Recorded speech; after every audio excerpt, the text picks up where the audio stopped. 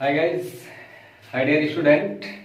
आप सभी का इंग्लिश विद अफजल क्लास में स्वागत है, वेलकम है। आज से आप लोग का 1 जनवरी 2022 पहली जनवरी से आप लोग का क्लास चलेगा। जैसे कि सभी बच्चों ने कहा, जब मैंने 12 की वीडियोस बनाई तो सभी बच्चों ने कहा सर 11 को भी पढ़ाइए, 11 का भी डालिए, सिर्फ आप 12 को पढ़ाए। मैंने कहा ठीक है पढ़ाऊंगा। तो आज से आप लोग का भी क्लास स्टार्ट हो गया है। तो जो है गाइज आप लोग ध्यान दीजिएगा। पहले तो वैसे हम जो है आज पढ़ाएंगे जो है पोयम। तीसरी पोयम तो आप लोग की कंप्लीट हो गई थी, I think the Lebanon top. लेकिन आज हम लोग जो पढ़ेंगे poem the voice of the rain. ठीक है, चैप्टर नंबर 4 है हॉर्नबिल बुक।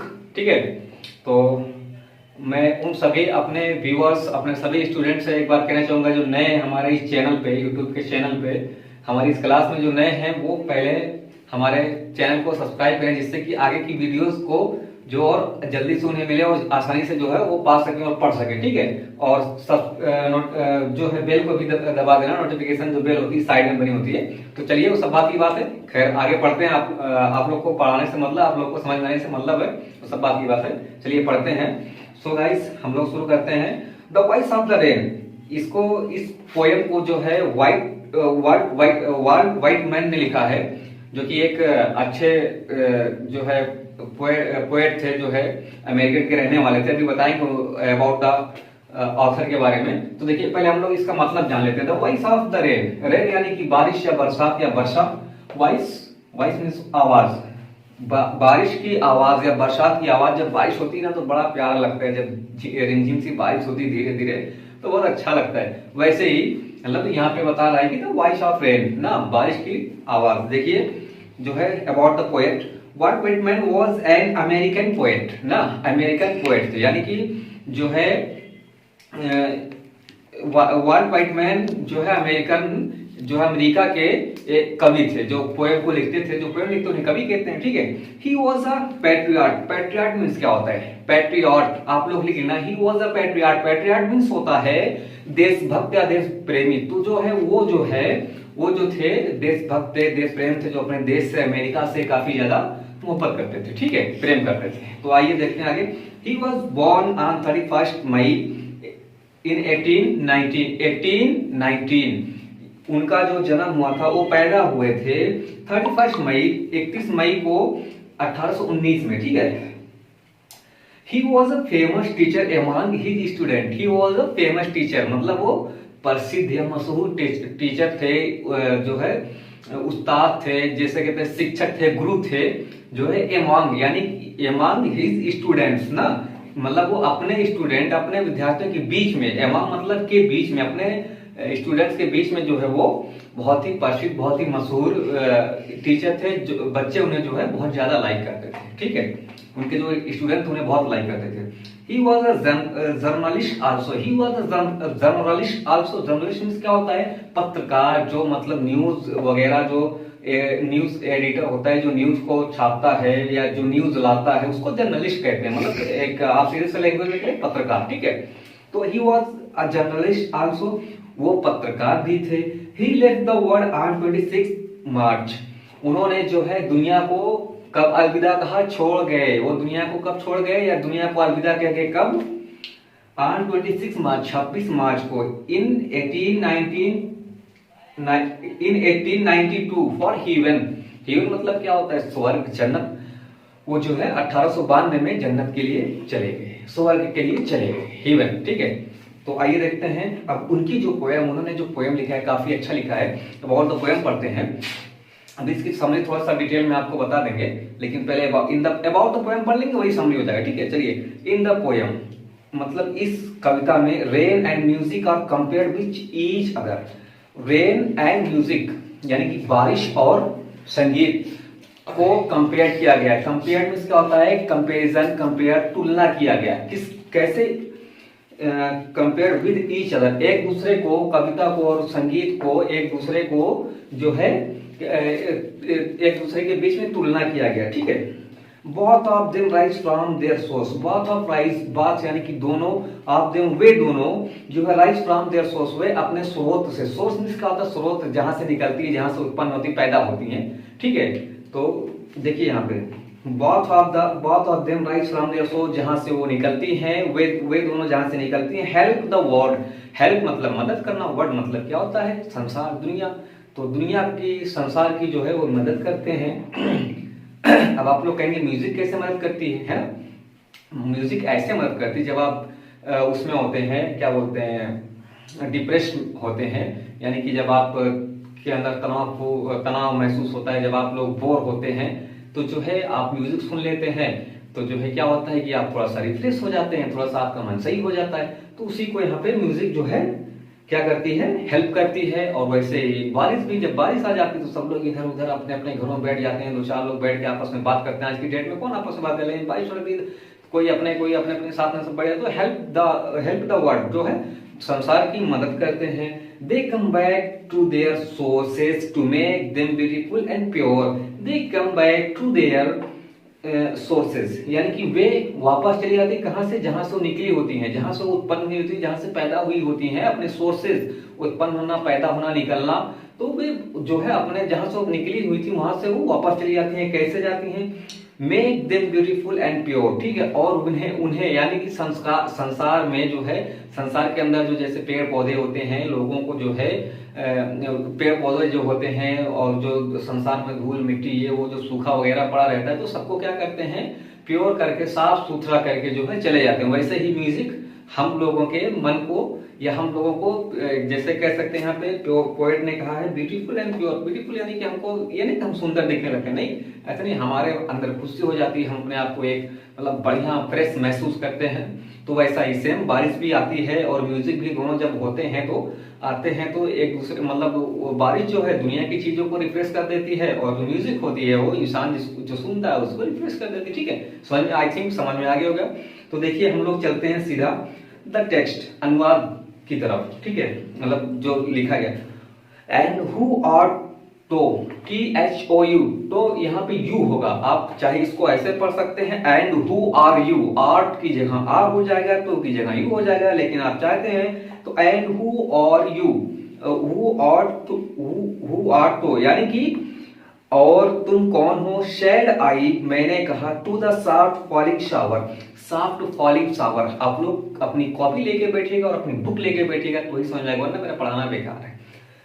आई सेड, मैंने कहा, soft falling shower, soft falling यानी कि धीरे धीरे हो रही बरसात से। शावर यानी कि बरसात होती है ना, जो बारिश होती है, जो बौछार टाइप में होती है ना, शावर टाइप में होती है ना, जैसे हम लोग अपनी लैंग्वेज में कहते हैं छींची पड़ रही है, यानी मतलब धीरे धीरे बारिश हो रही है, तो उसी को। तो धीरे धीरे हो रही बरसात से मैंने कहा, हु आर यू, तुम कौन हो। मतलब अब देखिए यहाँ पे, अब शुरू से तो ऐसे पढ़ेंगे एंड हु आर यू, और तुम कौन हो, ऐसे नहीं। अब यहाँ से आई शेड आई, मैंने कहा, किससे, धीरे धीरे हो रही बरसात से, बारिश से कहा, तुम कौन हो। Which stand to tell, gave me an answer. ठीक है, विच यानी कि जैसे होता है विच मतलब जिसका, स्टैंड मतलब होता है अजीब तरीके से, अजनबी, ठीक है, विचित्र। ठीक है, टू टेल यानी कि कहा या बताया। Answer me, gave me an answer, gave me जिसका उसने उत्तर दिया, गेव मी एन आंसर उसने जो है एक जो है उसको उत्तर दिया। क्या दिया,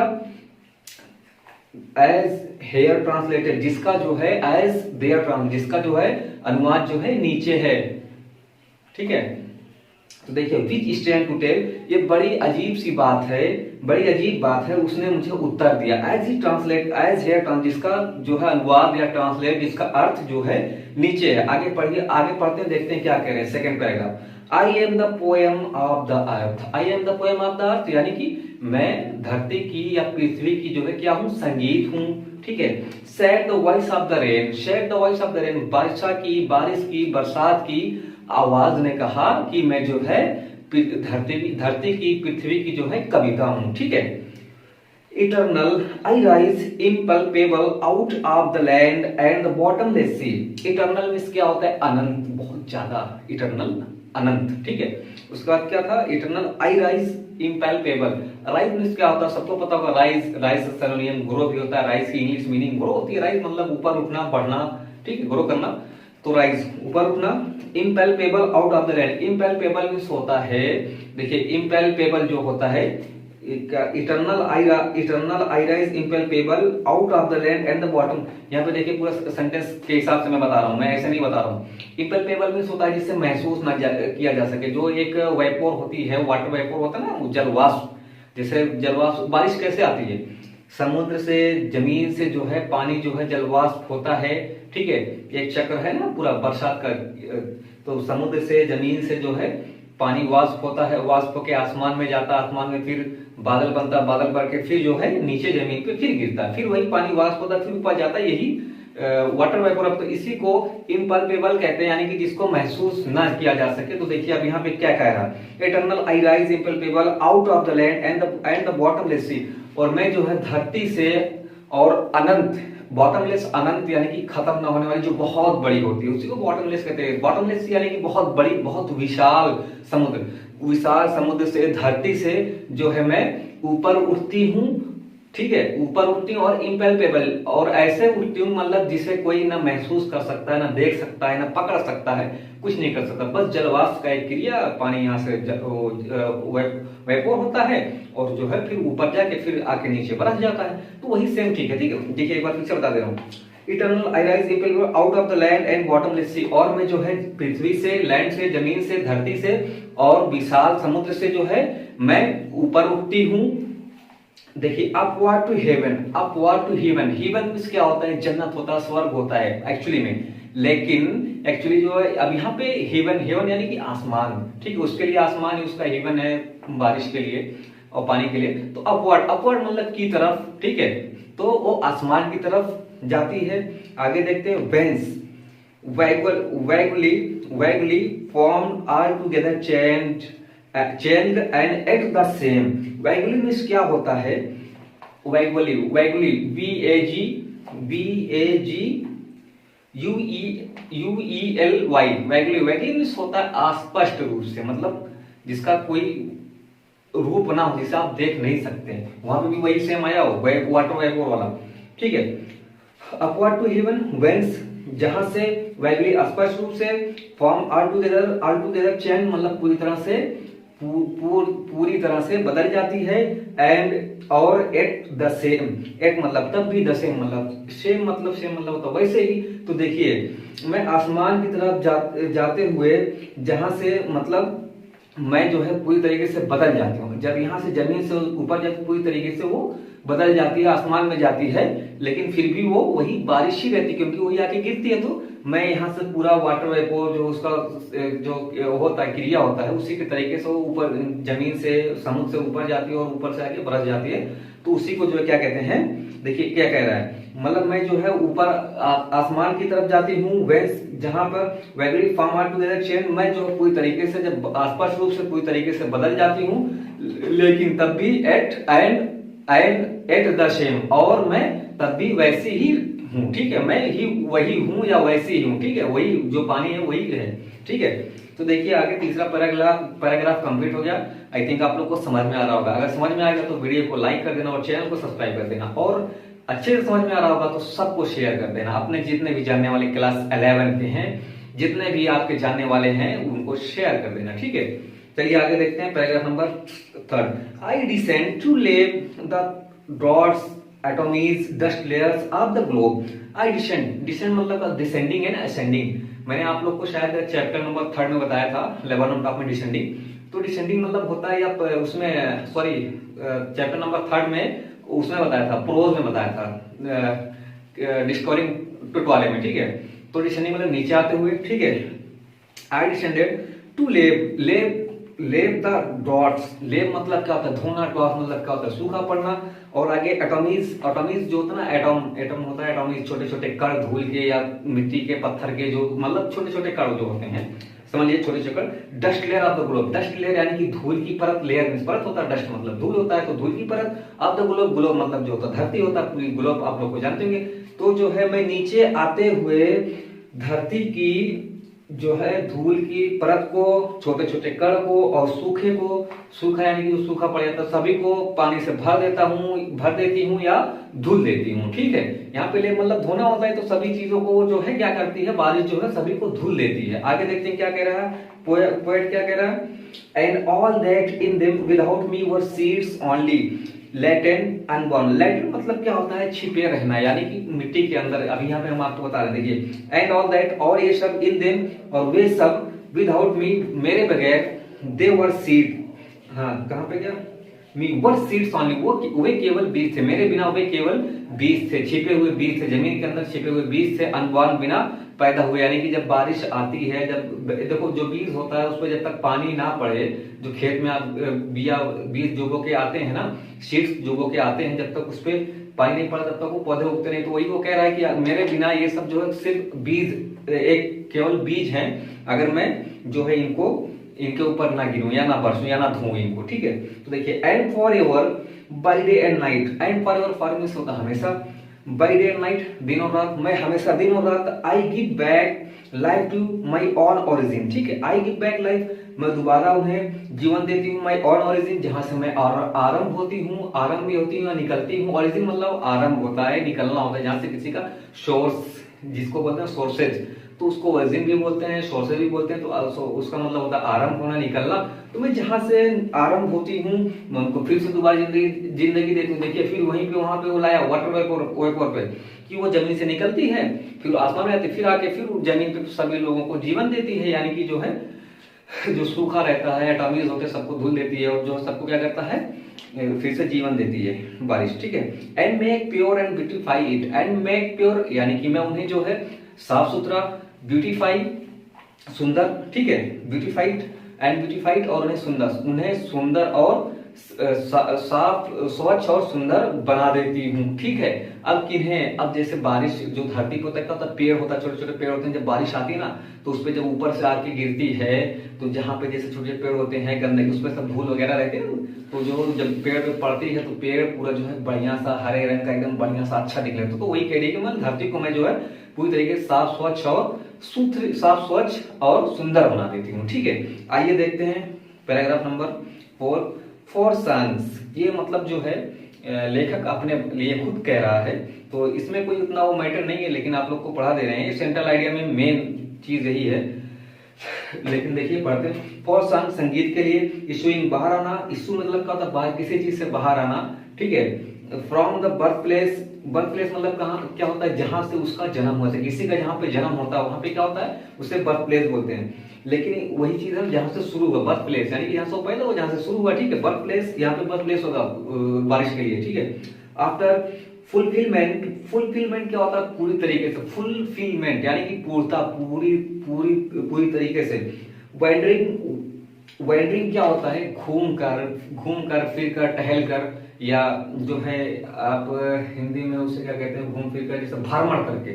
ठीक है, तो देखिए वैंडरिंग भ्रमण करके, रेक्ड और अनरेक्ड, यानी कि यहाँ पे रेक्ड और अनरेक्ड का मतलब क्या होता है, मतलब केयर और नॉट केयर, यानी कि जिसने केयर किया, जिसने ध्यान दिया और जिसने ध्यान नहीं दिया उसके लिए भी। ठीक है, आगे इसका सेंट्रल आइडिया में पूरा जबरदस्त से बताएंगे आपको। रेक्ड एंड अनरेक्ड, यानी कि यहाँ पे जो है रेक्ड एंड अनरेक्ड, आप अपने टीचर से पूछ सकते हैं जो आपको क्लास 7 पढ़ाते हैं, सर रेक्ड और अनरेक्ड का मतलब क्या होता है। रेक्ड मतलब होता है, रेक्ड मतलब वो होता है कि केयर करना, और अनरेक्ड मतलब जिसने केयर नहीं किया, मतलब जिसने ध्यान दिया और जिसने ध्यान भी नहीं दिया। ठीक है, जिसने ध्यान दिया और जिसने ध्यान ना दिया, उसी को रेक्ड और अनरेक्ड बोलते हैं। डली विद लव रिटर्न्स, डली मतलब क्या होता है, समय पर। ठीक है, समय के साथ या समय पर, डली विद रिटर्न्स यानी कि समय के साथ वापस आना। ठीक है, तो देखिए फॉर सॉन्ग संगीत के लिए, issuing from its birthplace after fulfilment wandering. ठीक है, जो है संगीत के लिए और जो है बारिश के लिए दोनों सेम ही है। यहाँ पे देखिए for song issuing from its birth place, जहां से वो निकलती वहां से उसको, जहां से वो निकलती है, देखिए इशूइंग, हाँ issuing from its birth place, जहां से निकलती उससे वहां पे वो क्या होता है, बाहर आती है। और उसके बाद फुलफिलमेंट एंड वंडरिंग, और पूरी तरीके से घूम फिर कर जब वो जहां से निकलती वहां पे जब वापस आती है। रेक्ड और अनरेक्ड मतलब जिसने उसका ध्यान दिया और नहीं भी ध्यान दिया। डेली विद लव रिटर्न, लेकिन वो समय पर, यानी कि जब वो एक टाइम हो जाता है, जब उसके बाद जब वो वापस आती, चाहे संगीत हो चाहे बारिश हो, तो जो भी आता है अच्छा हुआ बारिश हुई। और जो पोएट्स, जो ये कवि जो हैं, जो कवि जो ये लिखते हैं, पोएट्री लिखते हैं, तो जब सभी लोगों के पास पहुंचते, कुछ लोग कहते हैं ये अच्छी नहीं थी, ये मतलब वो अनब्रेक कर रहे हैं, यानी कि अच्छी नहीं थी, यानी कि सराहना नहीं कर रहे हैं, और ब्रेक दे, यानी कि जो उसकी प्रशंसा करते हैं। रेक मतलब प्रशंसा, और अनब्रेक मतलब क्या होता है कि जैसे आप लोग कह लीजिए प्रशंसा इसका मतलब हो गया, और उसका मतलब जिसकी लोग मतलब प्रशंसा ना करें, ठीक है, जिसे लोग खराब, जिसकी सराहना ना करें, तो ठीक है।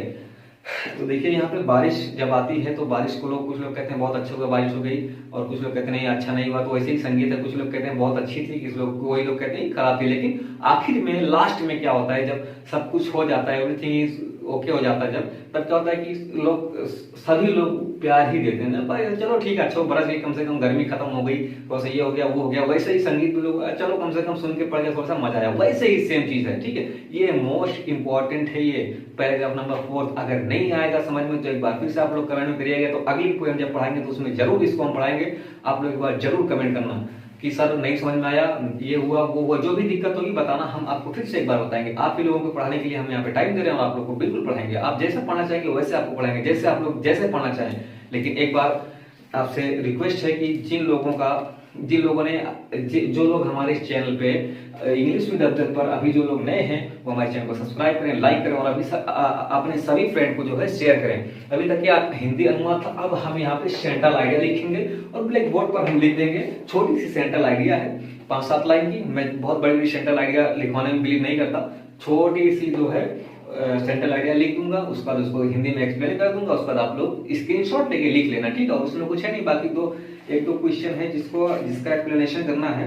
Explain with reference to the context the following standards, जो है उसका जो है रेफरेंस, कॉन्टेक्स्ट और स्टैंडर्ड इतने ढंग से पढ़ाऊंगा, अगर आप लोग एक्सप्लेन ना कर पाओ और उसका रेफरेंस ना लिख पाओ और वो ना लिख पाओ, तो बेकार है मेरा इतना ढंग से पढ़ाना। आप लोग ये खुद करेंगे, उसका जो है रेफरेंस कॉन्टेक्स्ट आप लोग खुद से लिखेंगे, ठीक है, एक्सप्लेन खुद से करेंगे। बाकी ये जो सेंट्रल आइडिया मैं लिखवा दे रहा हूँ, और उसका हिंदी में ट्रांसलेट भी करके बता दे रहा हूँ, ठीक है।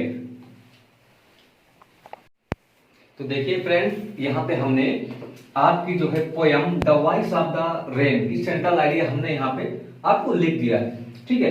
अब देखिए हम आपको इसको बताते हैं और हिंदी में एक्सप्लेन करके बताते हैं, तभी तो आपको समझ में, जब समझ में आए तभी तो आप लोग कुछ लिखेंगे ना, अपने दिमाग से थोड़ा बहुत लिख सकते हैं। अगर हिंदी में समझा दिया और आपको समझ में आ गया तो आप लोग समझने की ज्यादा कोशिश करिएगा।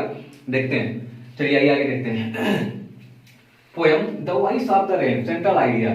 The voice of the rain is that both rain and poetry hold a significant position on the earth, ठीक है। देखिए the voice of the rain is that, मतलब बारिश की आवाज जो है, इज दैट ये है कि, सेंट्रल आइडिया जो है ये है कि बोथ रेन, यानी कि बोथ रेन एंड पोएट्री, यानी कि कविता और जो है, कविता और बारिश दोनों जो है क्या करती हैं, होल्ड मतलब रखती हैं सिग्निफिकेंट। सिग्निफिकेंट मीन्स क्या होता है, महत्वपूर्ण, लिख लीजिएगा महत्वपूर्ण, सिग्निफिकेंट महत्वपूर्ण पोजीशन, स्थान ऑन द पृथ्वी पर। तो देखिए जो है बारिश और कविता जो है पृथ्वी पर या धरती पर जो है एक महत्वपूर्ण स्थान रखती हैं। द रेन ऑरिजिनेट्स मीन्स क्या होता है, मतलब जहां पे उत्पन्न होती है, हमने आपको बताया आरंभ होना चाहिए, उत्पन्न होती है, जहां से निकलती हैं। The rain originates from the bottom of the seas in the form of water vapours, ठीक है। तो देखिए द रेन ओरिजिनेट, जहां से बारिश निकलती, from the bottom of the sea, यानी कि जो है समुद्र के तल से जो है निकलती है, वाष्प होती है। In the form of water vapours, जो है और पानी जलवाष्प के रूप में जो है वो निकलती है, ठीक है। समुद्र से जो है जलवाष्प के रूप में वो निकलती है, वहां से वो शुरू होती है, तो वही जब जाती है ऊपर, फिर जाती है बादल बनती है, बादल बन के फिर बरसती है, तो वही चीज यहाँ पे कहा जा रहा है, water vapours. The rise to the sky, the rise to the sky and from there they fall down on the earth, ठीक है, and help the life to exist and flourish. FLOURISH, flourish. I think इसमें आप हो सकता है कुछ वो हो कंफ्यूज हो, तो इसलिए बता रहा हूँ। FLOURISH, फ्लोरिश मीन्स होता है फलना फूलना। लाइफ एग्जिस्ट, जिंदगी का अस्तित्व, ठीक है, जिंदगी का अस्तित्व, ठीक है।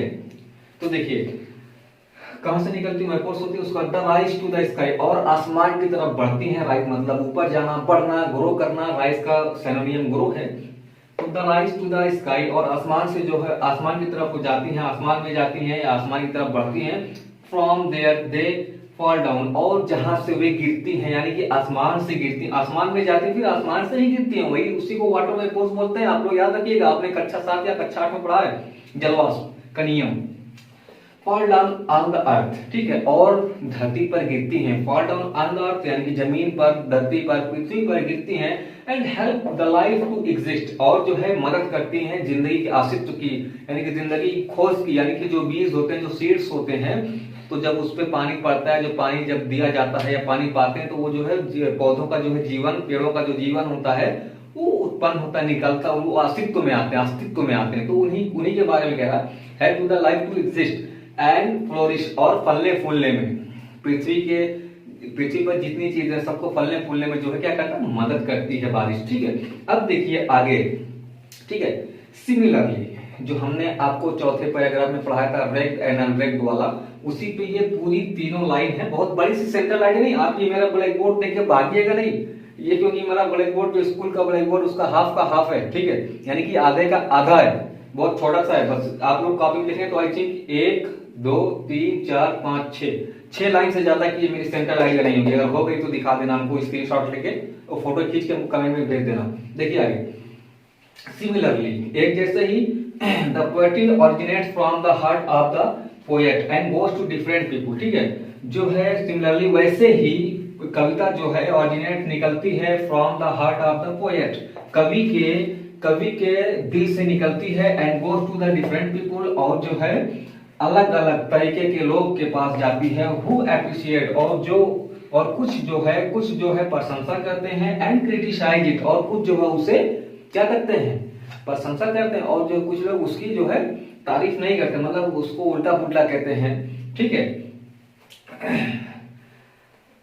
उसके बाद देखिए बट इन द एंड, ठीक है, बट इन द एंड, लेकिन आखिर में, love comes for the poet, और जो प्यार, हर जगह से प्यार जो है पोएट के लिए आता है, फ्रॉम ऑल द डायरेक्शन, यानी कि हर जगह से, फ्रॉम द ऑल डायरेक्शन, यानी कि डायरेक्शन मतलब क्या होता है, डायरेक्शन मतलब दिशा, तो यहाँ पे क्या हो जाएगा, फ्रॉम ऑल द डायरेक्शन, यानी कि सब जगह से जो है आखिर में, इन द एंड, लेकिन आखिर में, या खत्म होते, एंड मतलब इन द एंड मतलब आखिर में, love comes for the poet, कवि के लिए जो है प्यार आता है, फ्रॉम ऑल द डायरेक्शन, यानी कि सभी जगहों से आखिर में कवि के लिए जो है प्यार आता है, ठीक है। आप लोग को समझ में आएगा। सिमिलरली द पोएट्री, ये मेन है और ये भी है, लेकिन ये थोड़ा सा बढ़िया से याद रखना, अगर ये भी लिख दोगे तो भी आपको 4-5 नंबर मिल जाएगा, ठीक है। आप लोग को आई थिंक समझ में आ गया, ठीक है। तो चलिए देखते हैं, अब एक बार इसका आप लोग स्क्रीनशॉट ले लीजिएगा, जब आप लोग लिखिएगा स्क्रीनशॉट लेके जूम करके लिखिएगा तो लिखने में आसानी होगी। और जो है मैं एक बार फिर से आप सभी को कहना चाहूंगा कि जिन लोगों ने अभी तक हमारे चैनल को, यूट्यूब चैनल को इंग्लिश विद अफजल को जिसने सब्सक्राइब नहीं किया है वो सब्सक्राइब कर लें। आप लोग थोड़ा सा हमें सपोर्ट करिए, अप्रिशिएट करिए, कि हमें भी लगे कि हाँ लोग पढ़ रहे हैं, ध्यान दे रहे हैं। ऐसा नहीं कि हम आए आधी घंटा चिल्ला वीडियो बनाए, मेहनत की, एडिट किए, यूट्यूब के चैनल पे डाल दिए, उसका मतलब नहीं निकला। तो नहीं, आप लोग हमें सपोर्ट करिए, जिससे हम और भी खुशी खुशी पढ़ाएं, ठीक है। आप लोग का ऐसे ही प्यार बना रहे आगे की वीडियो में भी, इसके लिए आप लोग का बहुत बहुत धन्यवाद, शुक्रिया, थैंक यू। मिलते हैं अगली पोएम में, इसके बाद फिर अगली ही पोएम पढ़ाएंगे, पोएम पढ़ा के कंप्लीट कर देंगे जितना सिलेबस है, उसके बाद तो फिर पढ़ाएंगे हम क्या है, प्रोज पढ़ाएंगे, ठीक है। तो अगली फिर पोएम मिलेंगे अगले चैप्टर में 1-2 दिन के बाद, और इसमें कुछ बचा नहीं, आप लोग सब कुछ कर लेंगे। चलिए ठीक है, धन्यवाद, मिलते हैं अगली वीडियो में।